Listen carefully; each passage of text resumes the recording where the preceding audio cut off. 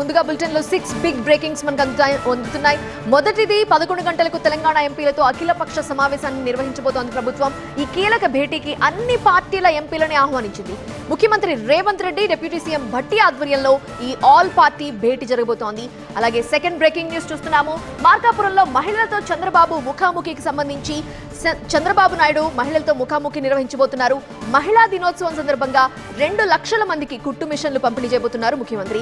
Third big breaking news, Indira Mahila Shakti పాలసీని ముఖ్యమంత్రి రేవంత్ రెడ్డి ఆవిష్కరించబోతున్నారు. ఇవాళ ఇందిరా మహిళా శక్తి పాలసీని ఆవిష్కరిస్తారు సీఎం. ఈ స్కీమ్ కింద 150 అద్దె బస్సుల్ని ప్రారంభిస్తారు.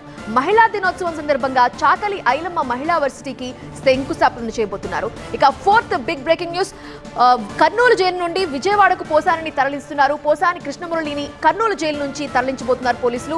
భవానీపురంలో నమోదైన కేసులో పీటీ వారెంట్ పై బెజవాడకి తీసుకొస్తున్నారు. ఇక ఫిఫ్త్ బిగ్ బ్రేకింగ్ న్యూస్, మహిళా దినోత్సవం సందర్భంగా ప్రధాని మోదీ లఖ్పత్ దీదీ సమ్మేళనం నిర్వహిస్తున్నారు.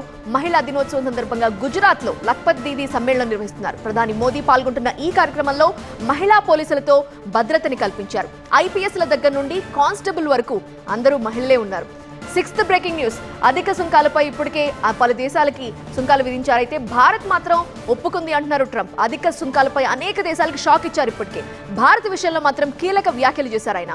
సుంకాల తగ్గింపుకు భారత్ ఒప్పుకుందని ఆయన ప్రకటించారు. ఇవి ఇప్పటి వరకు మనకు అందుతున్న 6 బిగ్ బ్రేకింగ్ న్యూస్.